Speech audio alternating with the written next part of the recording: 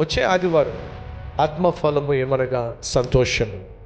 బ్రతికున్న 3 నాళ్ళు మనం సంతోషంగా జీవించాలంటే ఏం చేయాలి?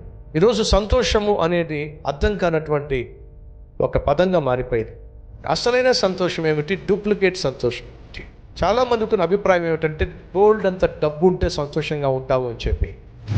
ఆస్తిపాస్తులు లేకుండా, అందచందాలు లేకుండా, స్థితిగతులు లేకుండా కూడా సంతోషంగా జీవించవచ్చు.